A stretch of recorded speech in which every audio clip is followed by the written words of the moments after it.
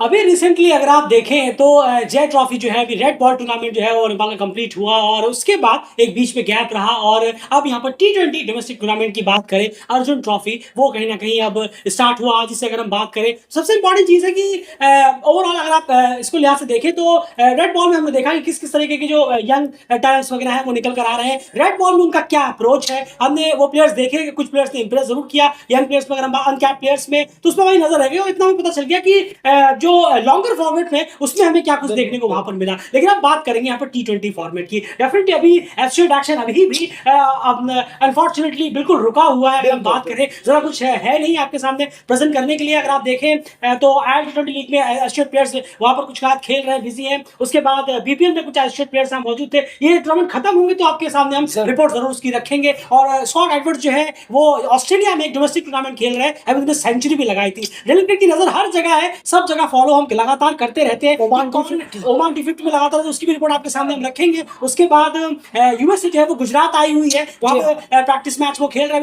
Inter squad match हुआ था जहां पर उन्होंने पहले बैटिंग करते हुए 350 रन लगा दिए बोर्ड पर। तो उनकी प्रैक्टिस जा रही है, तो सब अपनी प्रैक्टिस में लगातार बने हुए। यहाँ पर नेपाल ने अर्जुन ट्रॉफी शुरू कर दी, लेकिन कवर करने के लिए कुछ है नहीं। तो चलिए इस पे इसको जरा फॉलो किया जाए और उस पर भी जरा सा कवर किया जाए इसको, जब तक यहाँ पर फिलहाल कुछ प्रोडक्शन है नहीं। तो ताकि और हमें से और पता चलेगा कि और कौन कौन से जो है T20 में ही सही कि कौन कौन से और यंग टैलेंट्स हमें यहाँ पर देखने को मिल जाते हैं। इससे कम से कम डेली क्रिकेट की नॉलेज भी काफी बढ़ेगी जो पूल टैलेंट को लेकर। जी बिल्कुल सही कहा आपने, क्योंकि पहले भी डोमेस्टिक बहुत हुए हैं और उस पर एक्चुअली नेशनल टीम उस वक्त खेल रही होती थी। उसी वक्त नेपाल की नेशनल टीम खेल रही होती थी। लेकिन हम चाहते थे कि थोड़ा सा डोमेस्टिक प्लेयरों को भी जरा देखें, थोड़ा परखें और थोड़ा उनके बारे में जाने तो और बेहतर होगा। तो इस वक्त सबसे बेहतरीन वक्त रहा कि इस वक्त नेशनल टीम भी इंगेज नहीं है, वर्ल्ड क्रिकेट लीग 2 भी नहीं चल रहे हैं और कोई बायलैटरल्स भी अभी एसोसिएट में ODI स्टेटस के हैं। बिल्कुल सही कहा आपने। तो चलिए आज के मैच की शुरुआत करते हैं। सबसे पहले तो अर्जुन ट्रॉफी की बात करें तो आज पहला मैच यहाँ पर जो है वो देखने को मिला, खेलने को मिला। अगर हम बात करें यहाँ पर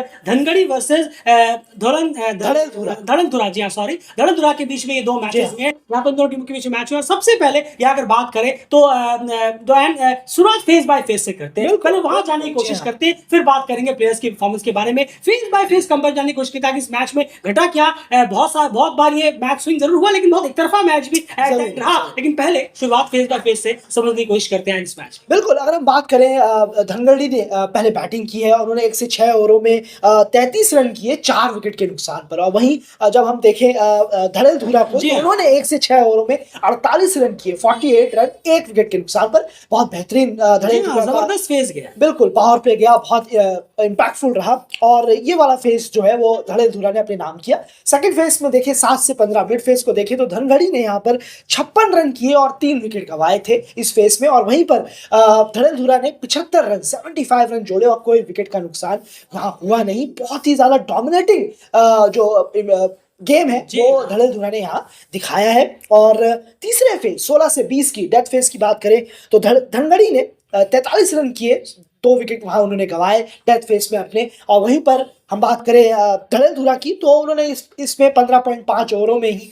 मैच को फिनिश किया, 13 रन और जोड़े और 1 विकेट का नुकसान उन्हें उठाना। बिल्कुल, तो क्लियरली है तीनों ही फेसेस में बहुत ही बुरी तरह यहाँ पर मात दी है। अगर हम बात करें धड़नधुरा ने धनगढ़ी को यहाँ पर, अगर चाहे फेस 1 हो, माफी से पावर प्ले 1 हो, पावर प्ले 2 हो या फिर पावर प्ले 2 मिड सेशन और सारे सेशन मिलाकर। यहाँ पर एक चीज जरूर गौर करने वाली बात है इस फेस बाय फेस में कि जो सबसे ज्यादा जो डेंट किया धनगढ़ी को वो है उनका फेस नंबर 1 यानी पावर प्ले 1 से 6 ओवर के बीच में। उसके बाद उन्होंने थोड़ी सी इंप्रूवमेंट जरूर दिखाई, 56 रन बनाए 3 विकेट। उसके बाद डेथ फेस भी ठीक ठाक गया। हम ये नहीं कहेंगे एक्स्ट्राऑर्डिनरी गया, एक्स्ट्राऑर्डिनरी गया तो 170 करीब स्कोर होता, लेकिन ठीक ठाक गया इन कंपेयर टू कि 33 पे 4 पहला था। वहां पर अगर वो कम से कम 40 रन के आसपास बनाते पावर प्ले में और कम से कम 2-3 विकेट बचाने में कामयाब होते तो वो हमें बाद में काम आता और वो 160 या 170 के आसपास स्कोर को पहुंचा सकते थे। तो उन्होंने सबसे ज्यादा डेंट जो किया वो रहा उनका पहला फेस, जो कि रहा 1 से 6 ओवर के बीच में। जहां तक बाउंड्री काउंट्स की बात है तो धनगढ़ी ने 11 बाउंड्रीज लगाई है इस मैच में, 64 छक्के मिलाकर। और वहां पर धड़नधुरा ने 21 बाउंड्रीज यहां लगाई है। डेफिनेटली पूरी एक तरफा सिर्फ बाउंड्री से ही डील कर रहे थे धड़नधुरा के जो बैट्समैन हैं और उसमें नेशनल प्लेयर्स भी मौजूद थे। तो ऑब्वियस सी बात है कि एक्सपेक्टेड था।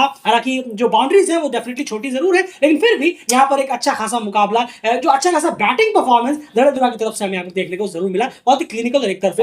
लेकिन अब बात करते हैं चलिए कुछ परफॉर्मर के बारे में। सबसे पहले धनगढ़ी के बैटिंग कार्ड की यहाँ पर बात करें तो ऑलरेडी ये आपके सामने है स्क्रीन पर, जहां पर ओपनर्स को एक शुरुआत जरूर मिली थी लेकिन उसे वो लंबे में कन्वर्ट नहीं कर पाए। अगर हम यहाँ पर देखें सिर्फ 20 रन तक ओपनिंग साझेदारी हुई और लोकेश बाम ने एक अच्छा मौका यहाँ पर जरूर गवाया। एनपीएल में जहां तक की बात है वो अच्छा कर रहे थे, एक शुरुआत में एक आध मैच उन्होंने अच्छा किया लेकिन उसके बाद उन्होंने मौके गवाए। लेकिन यहाँ पर पहले मैच में बिल्कुल भी उन्होंने मौका गवा दिया और सिर्फ 11 रन को बना पाए। उसके बाद 1 डाउन भेजा गया सुयश अय्यर को, तो डेफिनेटली उन्होंने डिसअपॉइंट किया, कोई रन उन्होंने किया नहीं। उसके बाद अमित श्रेष्ठा ने यहाँ जेट ट्रॉफी में उन्होंने अच्छी परफॉर्मेंसेस, कुछ कंसिस्टेंट परफॉर्मेंस दी थी, 250 लगाई थी जेट ट्रॉफी में, उन्होंने कुछ 30s लगाई थी। यहाँ पर एक अच्छी इनिंग देखने को मिली, क्या हम इसे अच्छी कह सकते हैं 32 गेंदों में 32?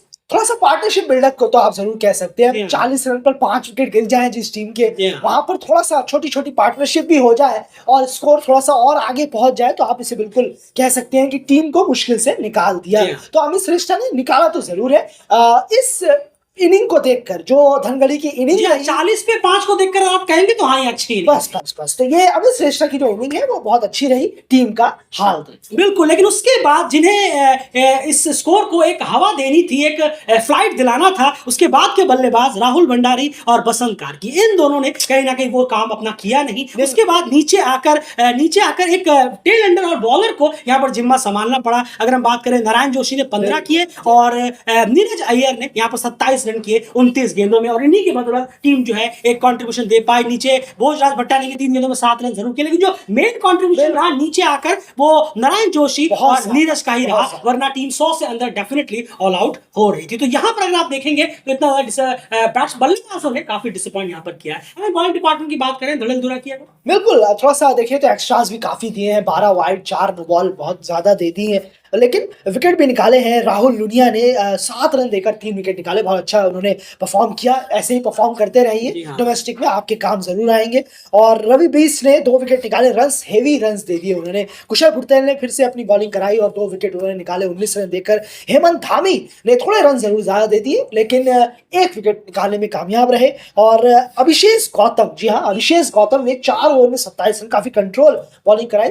तो थोड़ा सा बचा जा सकता था, थोड़े रन से और बच सकते थे, लेकिन फाइन बॉलिंग रही। बिल्कुल सही कहा यहाँ पे। तो ये कहीं ना कहीं बॉलिंग का सूरत हाल रहा धड़ल धुरा की। अगर बात करें उसके बाद जब टीम चेस करने के लिए आई तो डेफिनेटली यहाँ पर शुरुआत जो है वो उनकी भी अच्छी नहीं रही। अगर आप देखें तो बहुत ही जल्दी उनका पहला विकेट गिर गया। अभिषेक बाम की बात करें, 8 गेंदें उन्होंने ले ली सेटल में, लेकिन वो सेटल भी नहीं हो पाए, सिर्फ 2 रन बनाकर वो यहाँ पर कहीं ना कहीं आउट हो गए। उसके बाद इन्होंने ज्वाइन किया, आप देखें एनपीएल के one of the most local प्लेयरों में सबसे सक्सेसफुल विकेट कीपर बैट्समैन जो रहे थे एनपीएल में, लोकल विकेट कीपर बैट्समैन वो थे विनोद भंडारी, और उन्होंने यहां पर भी अपने उस फॉर्म को एंड कंटिन्यू किया। कुशल पुर्तेल की बात आगे जरूर कर, लेकिन मैं जानना चाहूंगा विनोद भंडारी के बारे में। उन्होंने एनपीएल में भी अच्छा खासा बल्ले से इंप्रेस किया और वो फॉर्म टी20 में उनकी अभी भी जारी है, लगातार जारी है। जिन्होंने सभी ने देखा था कि किस तरीके से वो शुरुआत दिला रहे थे, ओपनिंग में आकर 30s 40s 50s की भी पार्टनरशिप उन्होंने लगाई थी सैव जैब के साथ, अगर लेफ्टी बैट्समैन, तो उनके साथ मिलकर थोड़ी थोड़ी पार्टनरशिप वो कर रहे थे। यहाँ पर भी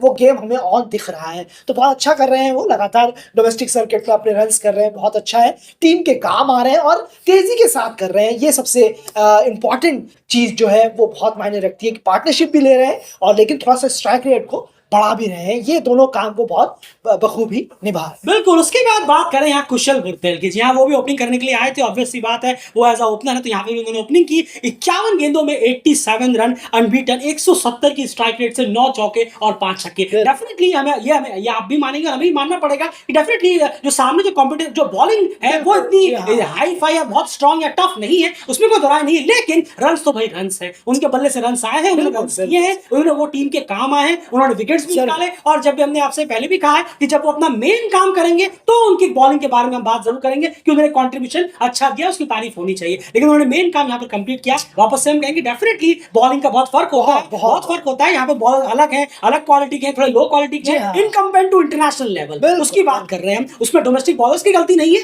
वो इंटरनेशनल लेवल अलग होता है, लेकिन यहाँ पर उन्होंने एक अच्छी परफॉर्मेंस दी, टीम के काम आए, बहुत तेज रही। वेल डन कुशल पुर्तेल, बहुत अच्छी इनिंग आपकी रही। उसके बाद विनोद भंडारी आउट हुए, लेकिन बचा बचा कुछ काम फिर संदीप जोरा ने आकर वो आए, उन्होंने भी एक चौका यहाँ पर लगाकर इस मैच को बहुत ही जल्दी और बहुत ही आसानी से धड़ेलधुरा के लिए फिनिश कर दिया। एंड बॉलिंग डिपार्टमेंट की यहाँ बात करना चाहूंगा, जल्दी विकेट मिलने के बावजूद भी कैपिटलाइज नहीं कर पाए धनगढ़ी के बॉलर्स। नहीं जरूर, आप देखिए 7 बॉलर का तकरीबन इस्तेमाल हुआ है। ललित राजवंशी भी कोशिश कर रहे थे लेकिन वो नाकाफी रहा। एक ही विकेट नहीं मिला। बिल्कुल सही कहा आपने, बहुत अच्छा खेले विनोद भंडारी और कुशल भुरतेल। जब इतना ज्यादा साथ रहते हैं खेलते हैं तो थोड़ी बहुत अच्छा विकेट था, विकेट इतना बुरा नहीं था, विकेट काफी अच्छा था। जी हाँ, वो धड़ेलधुरा ने दिखा भी दिया। बिल्कुल सही कहा आपने, तो 7 बॉलर का इस्तेमाल नाकाफी रहा और कोई भी एक बॉलर थोड़ा सा विकेट निकालने में नाकामयाब रहे। थोड़ा सा मैच को लड़ाने की कोशिश यहाँ जरूर करनी चाहिए थी, स्कोर था थोड़ी फील्डिंग और बेटर हो सकती थी। बिल्कुल बिल्कुल सही कहा आपने, तो ये बिल्कुल वन साइडेड गेम रहा धड़ेलधुरा के।